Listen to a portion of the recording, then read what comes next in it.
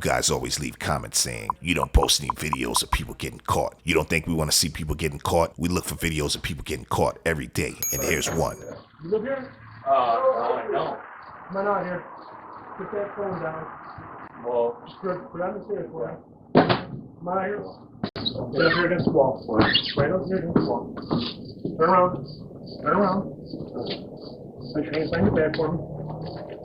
Yeah, this guy got caught red-handed breaking in someone's house. No problem. And now he has to pay the piper. Homeowner? Oh, yeah. All right, we'll come talk to you in a second, sir. 132. Do you see anybody else?